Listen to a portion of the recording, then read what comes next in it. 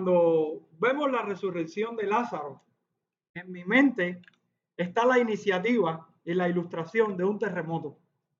¿Por qué un terremoto? Porque la resurrección de Lázaro fue tan poderosa que movió los cimientos de todos los que estaban presentes.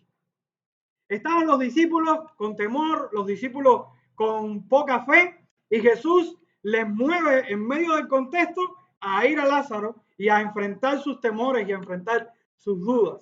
Está la familia experimentando la tristeza, el dolor, la angustia, los llantos, y vemos después cómo esta resurrección mueve los cimientos que termina dándole alegría, gozo y satisfacción. Vemos a unos creyentes, a unos de los judíos que creen, y vemos a otros que lo rechazan. Vemos a otros que el impacto es tan fuerte que lo rechazan de tal punto que van y lo delatan injustamente. Vemos a otros que son los líderes religiosos que lo juzgan injustamente y lo llevan a un tribunal. Y después vemos también cómo en medio de ese tribunal, el primer líder de ese tribunal se levanta y dicta muerte contra Jesús. En fin, lo que está pasando alrededor de la resurrección de Lázaro es un evento que mueve los cimientos de todos los que están presentes. Yo le titulé al mensaje de hoy Réplicas de la Resurrección. ¿Por qué réplicas de la resurrección? Porque como todo gran terremoto azota, también después de ese momento hay réplicas de ese terremoto. Las placas tectónicas todavía siguen en movimiento. Y en este contexto vamos a ver en el capítulo de hoy, capítulo 12, verso del 1 al 11, cómo todavía los efectos de la resurrección de Lázaro están impactando la vida de las personas que están allí presentes. Así que si pensaron que íbamos a terminar con Lázaro la semana pasada, el capítulo 12 comienza todavía con el tema de la resurrección de Lázaro, impactando la vida de los presentes. Veremos a la familia cómo es impactada, veremos a Judas Iscariote cómo es impactado, veremos a los principales sacerdotes cómo son impactados y también a los judíos que venían por curiosidad y serán impactados. Y le invito a buscar en la palabra. Vamos a leer el texto. Juan capítulo 12, verso del 1 al 11. Dice la palabra del Señor. 6 días antes de la Pascua, vino Jesús a Betania, donde estaba Lázaro, el que había estado muerto y a quien había resucitado de los muertos.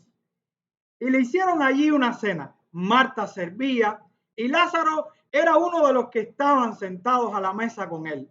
Entonces María tomó una libra de perfume de nardo puro, de mucho precio, y ungió los pies de Jesús y los enjugó con sus cabellos.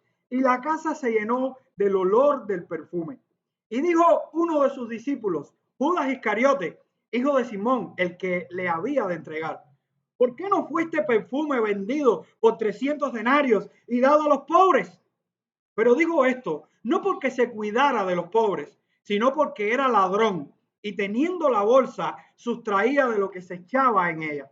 Entonces Jesús dijo, déjala, para el día de mi sepultura ha guardado esto, porque a los pobres siempre los tendréis con vosotros, mas a mí no siempre me tendréis. Gran multitud de los judíos supieron entonces que él estaba allí y vinieron, no solamente por causa de Jesús, sino también para ver a Lázaro, a quien había resucitado de los muertos. Pero los principales sacerdotes acordaron dar muerte también a Lázaro, porque a causa de él muchos de los judíos se apartaban y creían en Jesús. Oremos al Padre. Padre, tú eres un Dios todopoderoso y has puesto tu palabra para que vivamos por ella, para que creamos en ella, para que caminemos en ella y vivamos la fe de tu Hijo en nuestra vida. Te rogamos que en tu misericordia, Padre, nos visites por medio de la predicación de tu palabra y nos hables con poder y autoridad en esta mañana, porque queremos ver a Cristo, queremos seguir a Cristo, queremos ser como Cristo y queremos adorarle con toda la gloria posible que podamos dar, Padre. En el nombre de Jesús, amén. Réplicas de la resurrección. Y si fuéramos a resumir el texto de hoy, diríamos que aunque el mal se interponga para obstaculizar la gloria de Jesucristo y los hombres sean sus instrumentos naturales de perfección, Jesús será exaltado y creído por aquellos que con fe ven su poder manifestado. Ese es el resumen del mensaje de hoy. Y dividí el texto en tres partes. Hay tres escenas importantes que debemos enmarcar. Y aquí vamos a estar viendo los tres puntos del mensaje. La primera escena es el ungimiento a Jesús por medio de María. Y está desde el versículo 1 hasta el versículo 3. La segunda escena la vemos desde el versículo 4 hasta el versículo 8, la refutación de Jesús a Judas. Y la tercera escena la vemos desde el versículo 9 hasta el versículo 11, el testimonio tangible de la obra de Jesús en Lázaro. Y vamos a estar desarrollando estas tres ideas. La primera idea, la primera escena, Jesús es ungido por María. El texto comienza diciendo: 6 días antes de la Pascua vino Jesús a Betania, donde estaba Lázaro, el que había estado muerto y a quien había resucitado de los muertos. Ante la introducción de esta porción, debemos aseverar que Jesús no estaba en silencio huyendo de los judíos. Jesús estaba glorificando al Padre y estaba dando testimonio de la gloria de Dios en otra región, lejos de Betania. Hay un pequeño intervalo de tiempo en el capítulo 11 de Juan y en el capítulo 12 de Juan. O sea, la semana pasada nosotros terminamos el capítulo 11. Y por el capítulo 11 vimos que Jesús, en el versículo 54 específicamente, se había trasladado a un lugar llamado Efraín. Eso quedaba al noreste de Jerusalén, entre unas 12 o unas 18 millas aproximadamente. Él pudiera haber tardado desde ahí hasta Efraín aproximadamente 5 o 7 horas, suponiendo de que fue y viró solamente. Pero hay un detalle importantísimo que nos da el Evangelio de Lucas, porque debemos entender que Jesús no estaba huyendo atemorizado. Jesús, en el trayecto de haber resucitado a Lázaro y haberse ido de Betania, estaba dándole la gloria al Padre, porque Lucas en su Evangelio, en el capítulo 18, verso 35, hasta el capítulo 19, verso 10, está contando cronológicamente lo que Jesús está haciendo entre el capítulo 11 de Juan y el capítulo 12 de Juan. Y esto es importante para poder entender el contexto de gloria de Jesús. ¿Por qué? ¿Qué está pasando en esa porción de Lucas en el momento que Juan no cuenta que hay un intervalo entre el 11 y el 12 de Juan? Están pasando dos acontecimientos importantes. Cuando Jesús viene de Efraín a Betania, Jesús pasa por Jericó. Y en Jericó había primeramente un ciego pidiendo limosna. Y este ciego estaba tan necesitado que por la multitud entiende que algo está pasando. Y Jesús, al pasar por la multitud y tener un encuentro con este ciego, el ciego le pide recibir la vista. ¿Por qué le pide recibir la vista? Porque pone su fe en Jesús. Jesús le dice a ese ciego: tu fe te ha salvado. No te ha sanado, te ha salvado. Y es curioso la reacción de este ciego y de las personas que estaban en la multitud, porque dice la Biblia que este hombre glorificó a Dios y también la multitud que estaba alrededor. Quiere decir que en este momento Jesús sigue glorificando al Padre después de haber resucitado a Lázaro. Y un poco después nos encontramos en camino a Jericó, como Zaqueo se sube el sicómoro y empieza a buscar a Jesús, en el cual tiene un encuentro con Jesús y da muestra de una fe verdadera y de un arrepentimiento verdadero. Y a este Jesús le dice que es hijo de Abraham. Entonces estamos viendo un contexto de gloria y de salvación en los hombres que entre el capítulo 11 de Juan y el capítulo 12 de Juan están interactuando con Jesús. Un ciego que recibe la vista y le da la gloria a Dios, y un hombre que recibe la salvación y le da la gloria de Dios. Y ahora nos encontramos con el versículo 1, donde hay una pequeña descripción a un nivel superior de lo que está pasando. Y es que ahora se describe con quién Jesús está comiendo. Y dice el texto que era Lázaro, el que había estado muerto y a quien había resucitado de los muertos. La resurrección de Lázaro era imponente para cualquier receptor del Evangelio, cualquier receptor de las palabras de Jesús. Esto superaba todos los estándares de fe, superaba todos los estándares de milagro, porque un muerto de 4 días que ya hiede es imposible levantar de la muerte. Y llegamos al punto donde yo creo que a Juan no se le hizo necesario tener que citar lo que pasó con Zaqueo y lo que pasó con este hombre ciego, porque después de haber resucitado a Lázaro, ¿qué necesidad tenemos de escuchar otro milagro cuando este es el clímax de los milagros de Jesús? Esta cita es importante porque está enmarcando quién es Jesús. Él había dicho en el capítulo 11, yo soy, yo soy la resurrección y la vida. Él decía que él era el ser eterno, el ser no creado, el que da los seres al resto de los seres, el Dios que lo hizo todo, el Dios que es la única resurrección y la única vida. Nadie puede venir a Dios si no viene a Cristo, quien es yo soy, la resurrección y la vida. Y Jesús vino a encontrarse con sus discípulos que él amaba. Y en el contexto anterior vimos lo que pasaba, el contraste que hay entre todos esos hombres que están persiguiendo a Jesús y ahora nos estamos encontrando con una familia agradecida. El verso 2 dice que le hicieron allí una cena. Marta servía y Lázaro era uno de los que estaba sentados a la mesa con él. Cada uno hacía lo que sabía hacer. Marta, la que en otro contexto era afanada y turbada, ahora no creo que haya estado afanada y turbada, pero sí estaba haciendo lo que sabía hacer, servir. Lázaro, como buen judío, sentado a la mesa con su maestro, conversando y debatiendo quizás temas importantes. Pero ¿qué hay de María? ¿Qué es lo que tiene admirable María? ¿Qué hace María que marca una diferencia en este texto? Y es el acto de ungir a Jesús.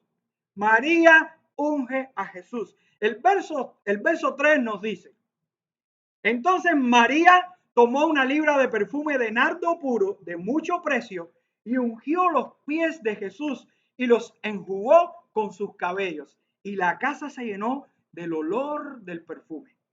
La palabra entonces denota la causa natural por la que María fue a Jesús. Y la causa natural es la gratitud. María, como buena hermana, estaba agradecida de lo que Jesús había hecho. Cuando otros niegan a Jesús, cuando otros lo rechazan, cuando otros lo quieren matar, María entendió que este milagro le daba la gloria a Dios y entendió en su gratitud el hecho que acaba de hacer. María estaba agradecida porque Jesús había hecho una obra poderosa en su familia. Había resucitado a su hermano. Entonces María utiliza un elemento para ungir a Jesús. Es un tipo de perfume, tiene una cantidad específica y tiene un costo, un valor específico. Un tipo de perfume con una cantidad específica y con un valor específico. ¿Cuál es la cantidad que dice el texto? 1 libra.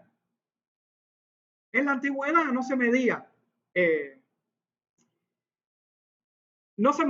el peso como nosotros lo medimos hoy. O sea, él está usando 1 libra, que es lo que se usa para medir el peso. Nosotros no usamos el líquido, no medimos el líquido en peso. Pero esa era la manera de hacerlo en la antigüedad. Nosotros pudiéramos convertirlo a nuestro tiempo, serían 12 onzas aproximadamente. Lo que está queriendo decir María, lo que está queriendo decir el escritor aquí, es que es una cantidad de perfume específica y una cantidad de perfume grande. Es como un vaso de agua de los que tomamos nosotros aproximadamente cuando estamos comiendo. Entonces, era una cantidad grande.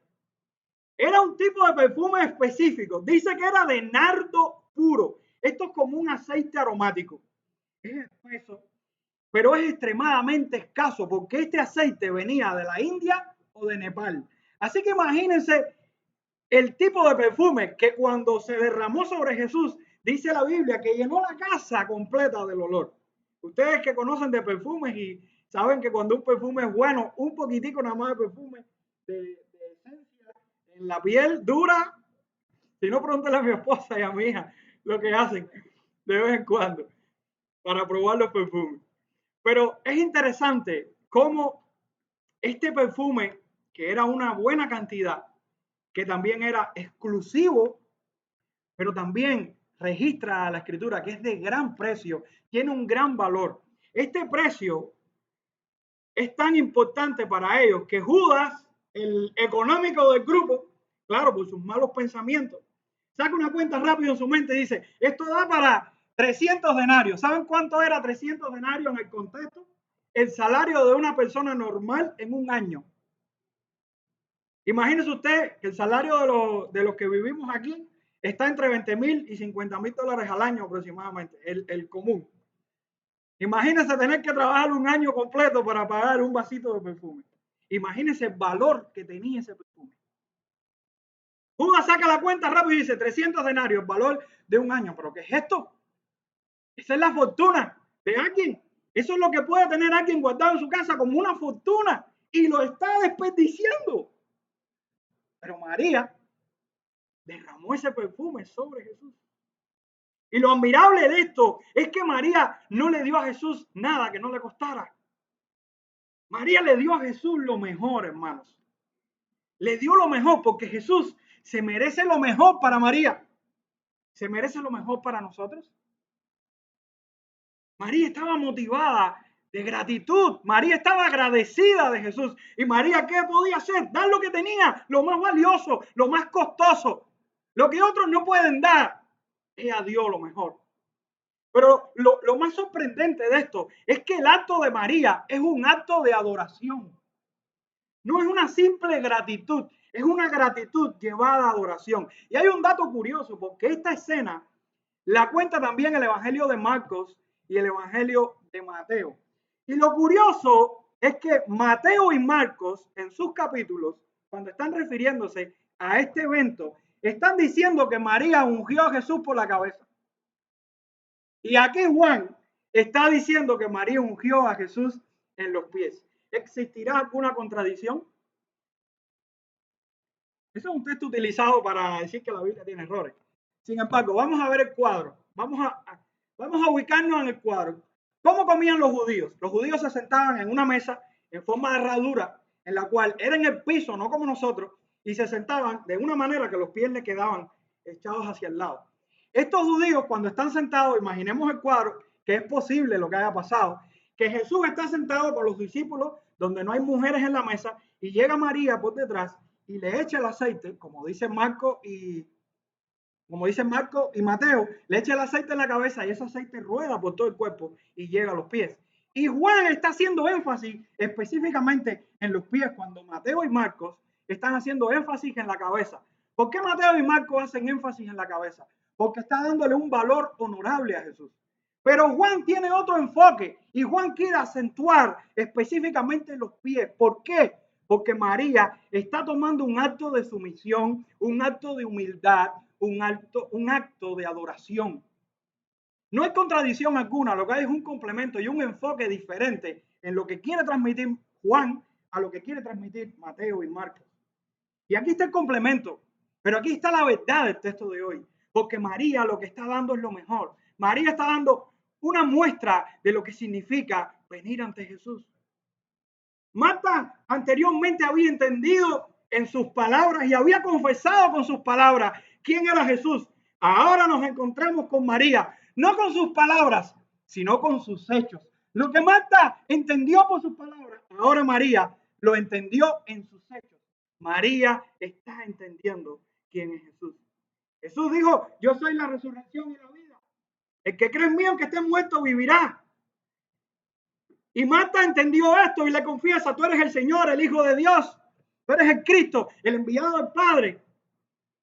Jesús resucita a Lázaro y después de este evento, María tiene luz, entiende que ese Jesús que es la resurrección y la vida, el cual su hermana confesó, el cual se demostró su poder omnipotente resucitando a Lázaro, ahora debe ser adorado. Y ella entendió perfectamente que su acto era un acto de adoración a Jesús. Y si algo está buscando el escritor en esta porción específica, es que debemos adorar a Dios en el Hijo. Qué maravilloso es cómo la acción termina en adoración. Qué maravilloso es que cómo el entendimiento termina en adoración. En otras palabras, debemos adorar a un Dios trino, hermanos. Quien no adora a un Dios trino no está adorando al Dios verdadero y no está adorando al Dios de la Biblia. Y el escritor nos está enseñando con este hecho de María que debemos adorar al Hijo. ¿Y saben por qué? Porque el Hijo es Dios. Y esto no es nada diferente a lo que en la historia del cristianismo se ha plasmado como la doctrina verdadera. Y si fuéramos a los credos y a los concilios, sobre todo los verdaderos, los ortodoxos, los que son bíblicos y que la iglesia reformada ha reconocido como verdaderos, fuéramos al concilio de Atanasio, y es el credo de Atanasio, y es el credo que marca la Trinidad específicamente y se dedica a explicar la Trinidad. Y miremos la introducción de este credo. Dice el credo de Atanasio, uno de los primeros credos de la historia de la iglesia. Dice, quien quiera que quiera salvarse, ante todo, es necesario que mantenga la fe universal. Y quien no la guarde íntegra y pura, sin duda perecerá eternamente. Y la fe universal es esta, que veneremos a un solo Dios en la Trinidad y a la Trinidad en la unidad, sin confundir las personas ni dividir las sustancias. En otras palabras, quien no adora al Dios trino, quien no cree en el Dios trino, no es salvo, no es creyente verdadero. Por eso debemos cuidarnos a veces cuando decimos que ciertas religiones son nuestros hermanos, cuando no reconocen la deidad de Cristo, la deidad del Espíritu. Cuando no reconocen la Trinidad. Y es verdad que la palabra Trinidad no está en la Biblia, pero no hace falta decir la palabra Trinidad para decir que Jesucristo es Dios. No hace falta. Jesucristo es Dios. Y el testimonio abunda. Y lo estamos viendo no solamente en lo que Él dijo de sí, tampoco solamente en lo que otros dijeron de Él, sino lo estamos viendo ahora en lo que otros hicieron hacia Él. Y María es un ejemplo de aquellos que entienden que Jesucristo es el yo soy, omnipotente, resurrección, vida, que debe ser adorado y temido. Aquí está María, acostándose a los pies de Jesús, entendiendo quién es Jesús, o al menos respondiendo en su entendimiento. Y hay una segunda escena en el texto. La segunda escena viene a partir del versículo 4 y es cómo Jesús refuta la objeción de Judas. Porque hay otro personaje complicado en esta historia. Y es Judas. Tristemente, Judas está presente en estos momentos. Y dice el versículo 4 y 5. Y dijo uno de sus discípulos, Judas Iscariote, hijo de Simón, el que le había de entregar. ¿Por qué no fue este perfume vendido por 300 denarios y dado a los pobres? Y quiero parar un momento ahí.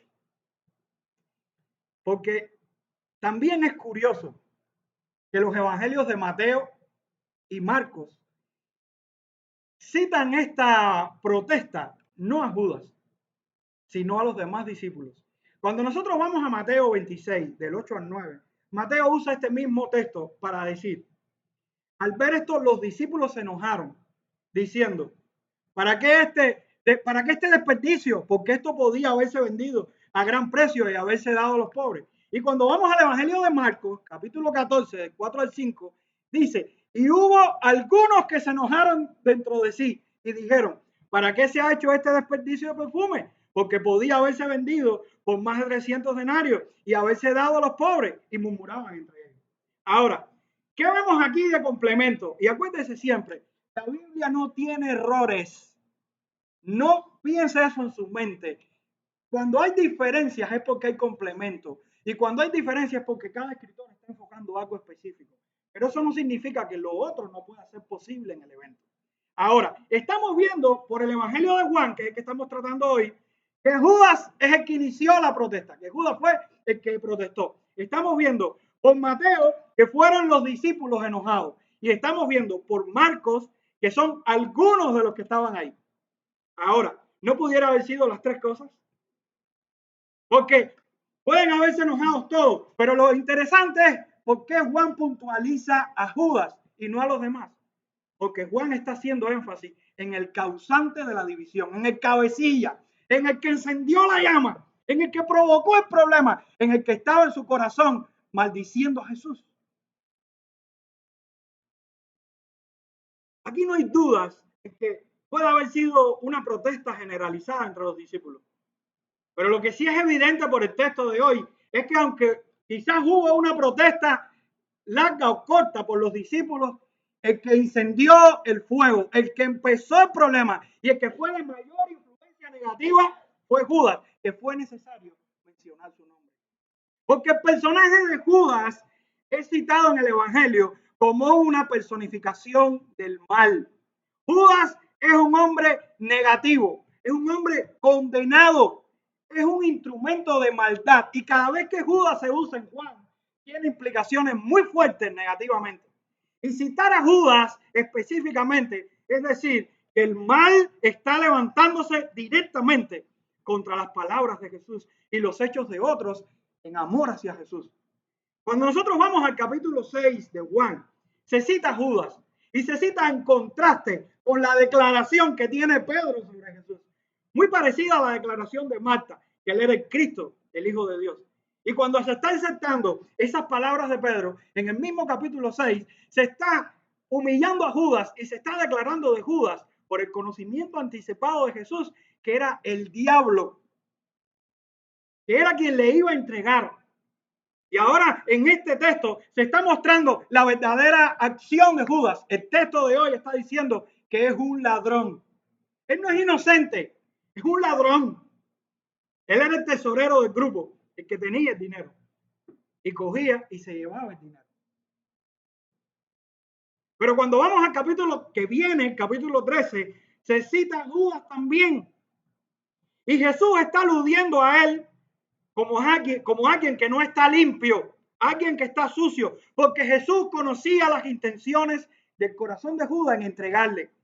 Entonces Jesús muestra su omnisciencia al declarar que Judas era quien le iba a entregar y lo hace para que los discípulos creyeran que él es el yo soy.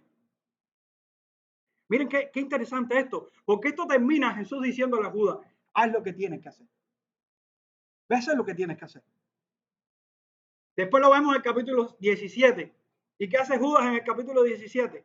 Cuando Jesús está orando su oración sacerdotal y está orando por la preservación de los que el Padre le dio, está al mismo tiempo en una porción citando a Judas como el único que se perdió entre ellos, el hijo de perdición, para que se cumpliera lo que dice la Escritura. Y después lo vemos en el capítulo 18, entregando a Jesús a la muerte. Entonces Judas era inocente. Su pregunta era honorable. Qué buena gente Judas, como pensó en los pobres, cuando el texto está diciendo que era un ladrón. Así no hay mucha gente hoy. Como hay gente hoy que usan la bondad para decir cosas, en el fondo son los más ladrones que hay. Igualito. Nosotros los conocemos bien. Como dice el dicho, raja la piel de un... Raja la piel de un extremista y verás a un oportunista. Lo que Judas estaba haciendo es llevando al extremo, porque lo que había en su corazón era maldad. Era desprecio por Jesús. Judas dice, ¿por qué no fue este perfume vendido por 300 denarios y dado a los pobres? Pero el escritor da una aclaración importante. Y el escritor en el verso 6 dice, pero dijo esto no porque se cuidara de los pobres, sino porque era ladrón y teniendo la bolsa sustraía de lo que se echaba en ella.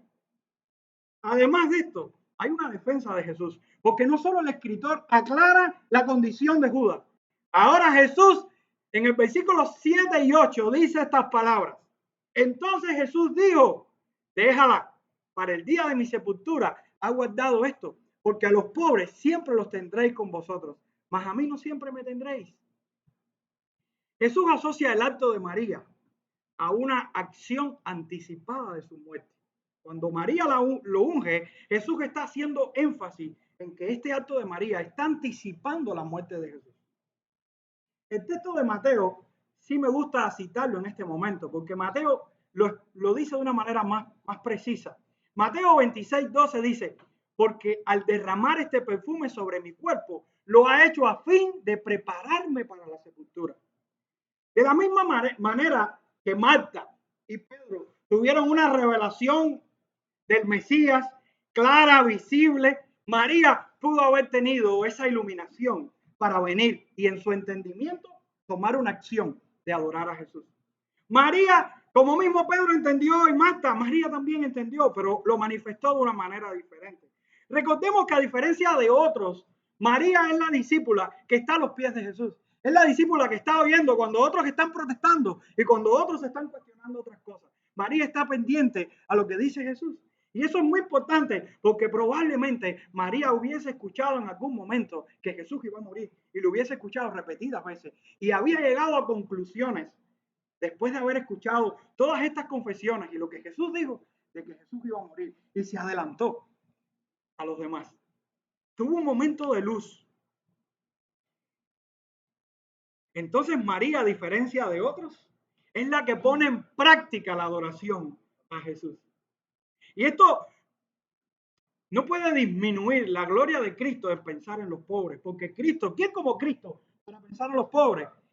Esa pregunta de Judas es absurda, porque si todos vemos el Evangelio y leemos Lucas y vemos el impacto en los pobres por medio de Jesús, nosotros no tenemos duda que a Jesús le importan los pobres, pero este no era el momento de los pobres, era el momento de Jesús, era el momento de adorar a Jesús y tenemos que saber cuándo son los tiempos y cuándo son los momentos. El momento de adorar a Jesús era ahora, no era el momento de los pobres. María supo encontrar ese momento. Entonces, el escritor aclara el error de Judas. Jesús defiende a María contrastando a este escritor. Y podemos ver por medio de esto el gran contraste que hay entre María, la que vino a adorar, y Judas, el que vino a reclamar. Porque María, por una parte, muestra una actitud de humildad, de motivaciones puras, y estas motivaciones la llevan a adorar a Jesús. Pero Judas, por otra parte, lo que hace es renegar de Jesús y lo que hace es mostrar quién es él, que es un ladrón, que tiene perversas motivaciones y que sus motivaciones le llevarán a traicionarlo. María, por una parte, pudo dar la prioridad a quien debería dársela, por lo que prefirió darle sus ganancias a Jesús. Judas, por otra parte,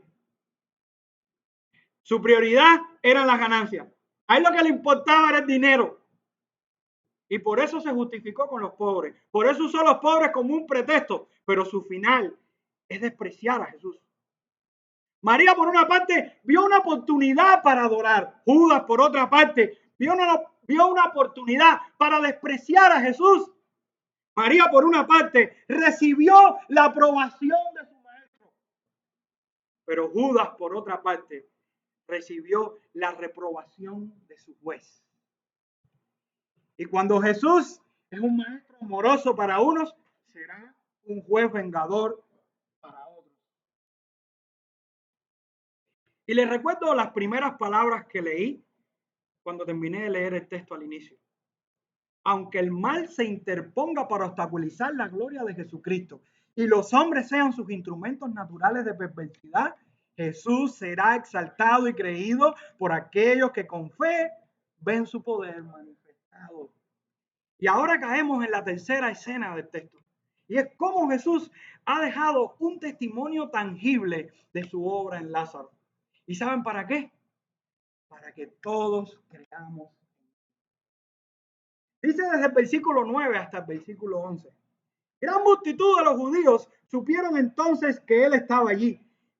Y vinieron no solamente por causa de Jesús, sino también para ver a Lázaro, a quien había resucitado de los muertos. Pero los principales sacerdotes acordaron dar muerte también a Lázaro, porque a causa de él muchos de los judíos se apartaban y creían en Jesús. Los judíos vienen donde Jesús porque había un testimonio tangible de la omnipotencia de Jesús en la resurrección de Lázaro. Él había resucitado a Lázaro y esto todo el mundo lo tenía que saber, todo el mundo lo tenía que hablar. Era visible, era claro. El muerto de 4 días ya está vivo. Y los judíos en curiosidad, por fe, por muchas razones pudieron haber venido a Jesús. Fíjense que el texto hace énfasis en la cantidad de judíos. El texto dice, gran multitud de los judíos. Eran muchísimos, muchísimos. Una gran multitud, no una multitud, una gran multitud. Pero fijémonos cuál era la reacción de los principales sacerdotes. Dice que los principales sacerdotes acordaron dar muerte también ¿a quién? A Lázaro. Ahora no solamente quieren matar a Jesús, ahora quieren cerrar la boca de Jesús a través de lo que hizo con Lázaro. Ahora quieren matar a Lázaro. El testimonio tangible de que Jesús es omnipotente. Qué perverso el corazón del hombre, hermano. Porque también debemos puntualizar que el problema de ellos no era con Lázaro. El problema de ellos es con Jesús. Pero como Lázaro es un testimonio de lo que hizo Jesús, hay que borrar de la faz de la tierra todo vestigio de lo que Jesús es. Entonces, eliminando a Lázaro, lo que estamos haciendo es callándole la boca a Jesús. Eliminando a Lázaro, le estamos diciendo a todo el mundo que Jesús es un mentiroso. Eliminando a Lázaro, lo que decimos es que nosotros teníamos razón en haber matado a Jesús. Miren qué perverso es el corazón. ¿Y sabes qué es más interesante en esto? Los principales sacerdotes pertenecían a una secta en Israel. Era un partido. Y ese partido, entre sus doctrinas, saben que una de las doctrinas era que no creían en la resurrección de los muertos. Entonces, imagínense el impacto de la resurrección de Lázaro en la vida de estos hombres. Es como refregarle en su cara: tus doctrinas son heréticas, tus doctrinas son falsas. Y imagínense el orgullo de esos sumos sacerdotes, ¿cómo quedaría? Desprestigiado, avergonzado. Por supuesto que ellos quieren quitar todo vestigio del testimonio de Jesús. Ellos quieren eliminarlo porque eso los dejaría en descrédito, los dejaría avergonzados, ridiculizados. Su autoridad sería al piso. Y las personas, por ende, entenderían que ya ellos no son la autoridad de Israel. Es Jesús que resucita a los muertos y tira por tierra todas sus malas enseñanzas. Ellos estaban perdiendo la influencia poderosa que tenían sobre el pueblo a través del milagro de Lázaro. Qué importante es la resurrección de Lázaro. Por eso quieren eliminarlo. Y la culpa de estos hombres es doble. Porque no solo están en el bando contrario, sino que ahora, sabiendo la verdad, se siguen endureciendo cada día más. Eso muestra la perversidad del corazón del hombre. Cómo el hombre, sabiendo que está equivocado, se hunde más. Y quiere ir en contra de la lógica, en contra de la razón, llevando a inventarse cosas que no son. Pero ¿quién puede tapar el sol con un dedo? ¿Usted ha tapado el sol con un dedo alguna vez? ¿Usted no ha hecho esa prueba? Salga el sol y haga esto. ¿Qué parte del sol puede tapar? ¿Quién puede negar lo innegable?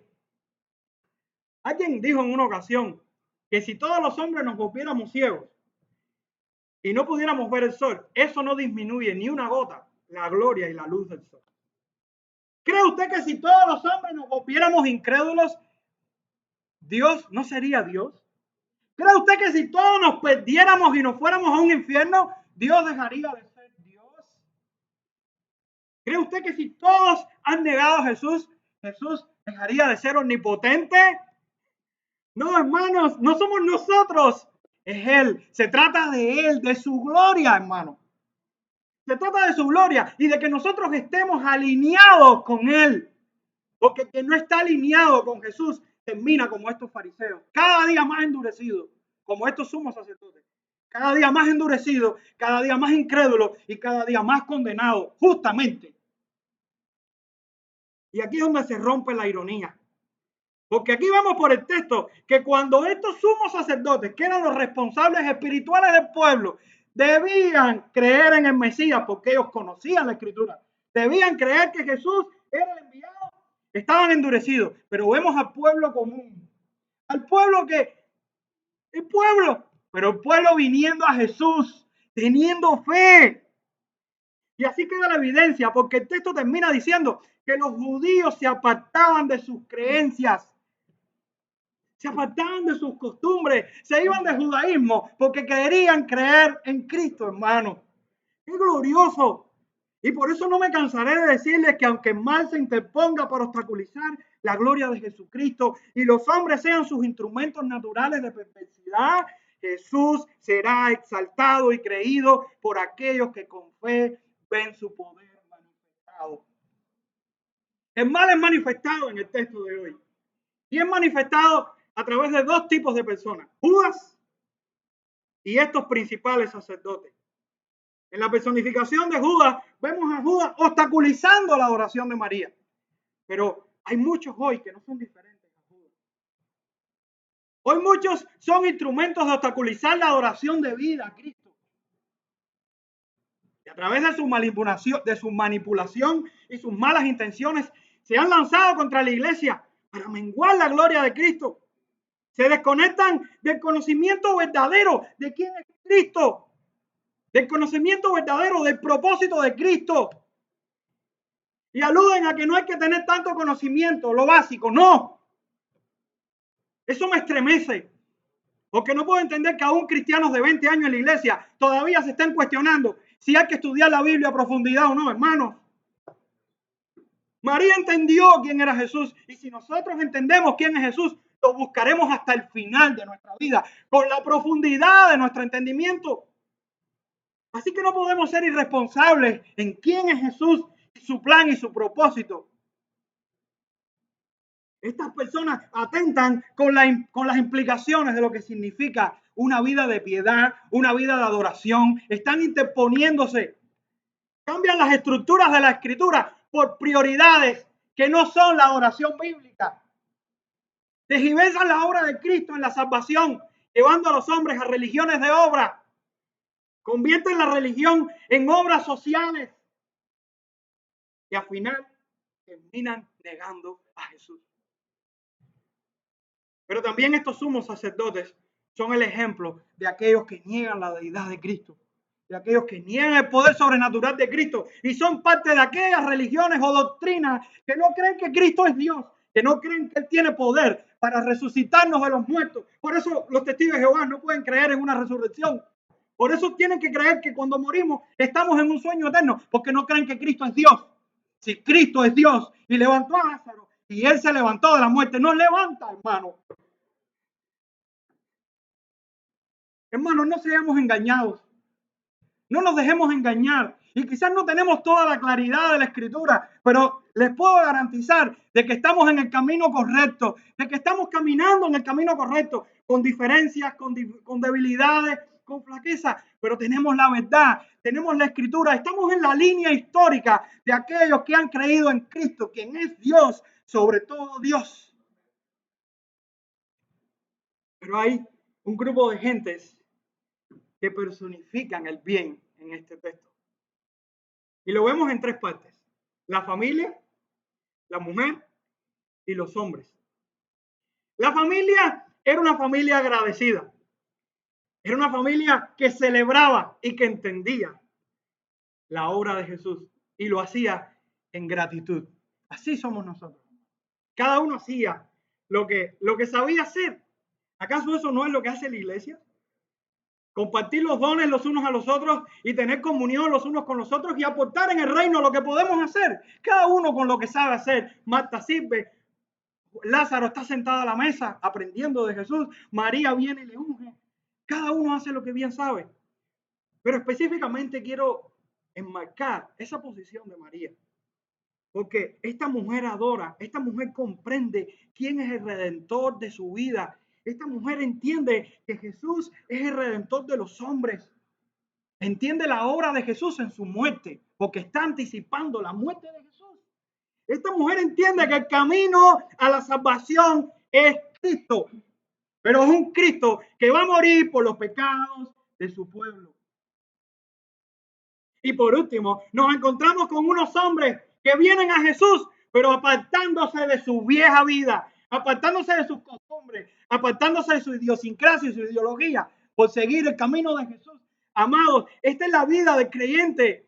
Una vida en la cual el creyente sirve, una vida en la cual el creyente adora a Cristo glorificado y una vida en la cual el creyente se aparta de su vieja costumbre y su práctica de pecado.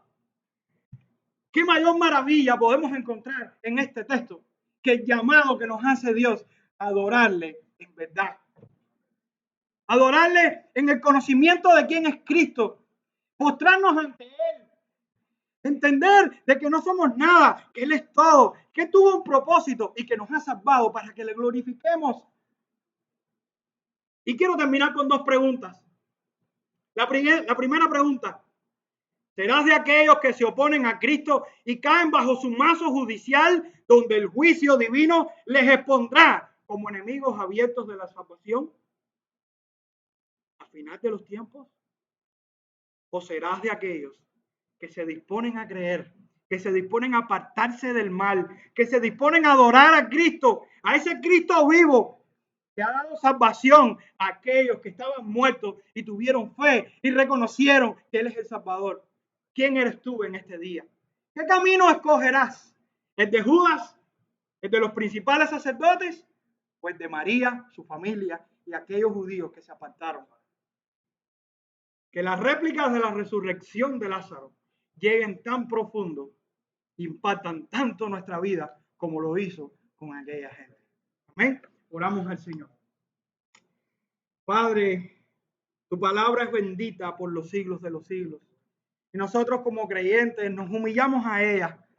Nos humillamos a la pura verdad de tu palabra, la cual nos reta cada día a ver a Cristo en estas páginas preciosas.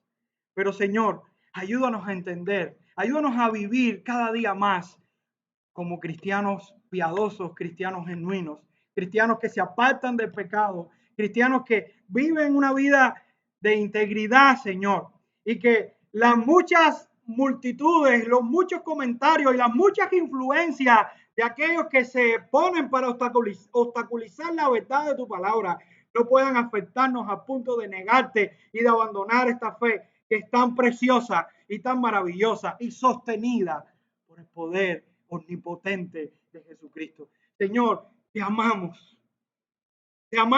y te adoramos. Y en esta hora solo queremos darte lo mejor. No queremos darte algo que no nos cueste. Queremos darte lo mejor, nuestro sacrificio, porque tú lo hiciste todo por nosotros. No tenemos nada con qué pagarte. Solamente gratitud, gratitud por tu obra, porque no solo nos resucitaste, sino que nos sostienes y nos llevarás hasta el final